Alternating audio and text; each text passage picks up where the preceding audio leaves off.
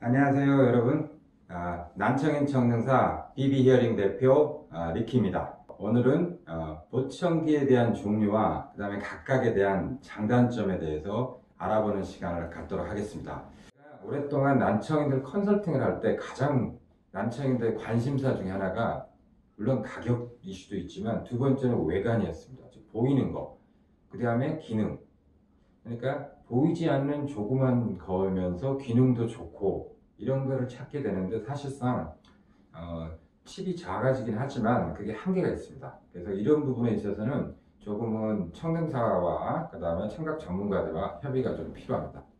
여기에 제 경험적인 팁을 추가로 드리면은 중도 난청이신 경우, 중도 난청이라는 경우는 대략적으로 보통 40에서 55데시벨, 그리고 중고도 난청, 중고도 난청은 56에서 한 70데시벨. 이런 경우에는 조금 채널 수가 많고 기능이 많은 이런 것들에 대해서 민감도가 되게 높습니다. 그래서 음질의 차이를 잘 느끼세요. 그래서 꼭 프리미엄급 그 채널이 많고 하는 거와 그 다음에 중간급을 동시에 한번 비교해 보시고 음질의 차이, 그 음질의 차이로 내가 얼마만큼 소리에 대한 인식력이 변화가 있는지 꼭 한번 체크를 해주세요. 그 다음에 두 번째는 고도 난청이나 심도 같은 경우는 조금은 상황에 따라 다른 것 같습니다. 그래서 고도나 심도라고 해서 어떤 채널 수가 많은 거 하지 말라는 게 아니고 상대적인 민감도가 좀 약합니다. 약하니까 이런 분들한테 되는 경우에는 더욱더 그 변화에 대해서 비교를 하셔서 내가 채널 수를 많은 걸 굳이 해야 되느냐 말아야 되냐를 한번 냉정하게 판단을 해 보실 필요가 있는 것 같습니다. 그리고 세 번째는 아까도 말씀드렸지만 저주파가 굉장히 중요한 역할을 차지한다 그랬죠. 그래서 저주파가 좋으신 분들은 통상적으로 저 역시 그랬고 제 주변에 다른 분들 해보니까 RIC 형태가 귀에 넣는 것보다는 더 만족도가 높았습니다. 그래서 이런 부분은 또 감안하셔가지고 저주파가 있는 경우에는 어느 정도 그걸 감안하시기 바랍니다. 그다음에 네 번째는 소음에 대한 부분입니다.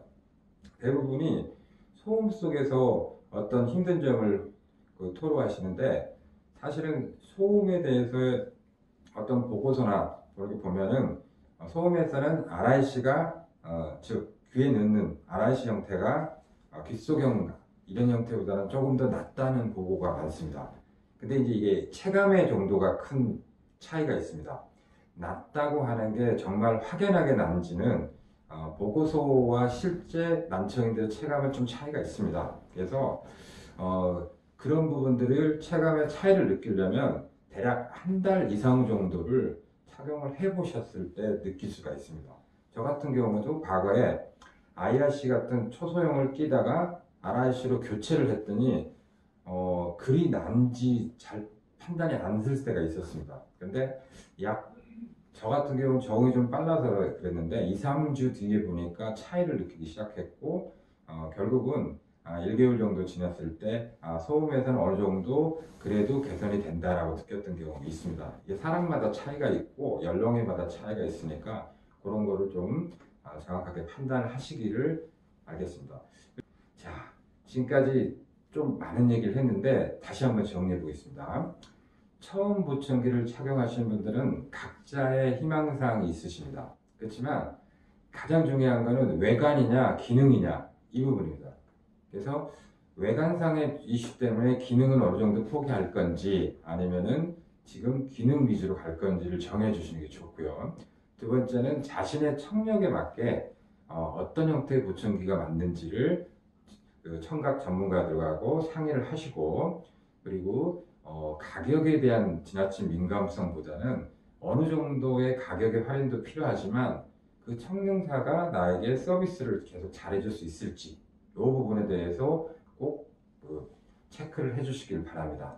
자, 지금까지 오랫동안 말씀드렸지만 이런 부분들에서 꼭 기억하실 거를 믿고 다음 시간에 뵙도록 하겠습니다. 지금까지 난청인 전문사 BB히어링 리키였습니다. 감사합니다.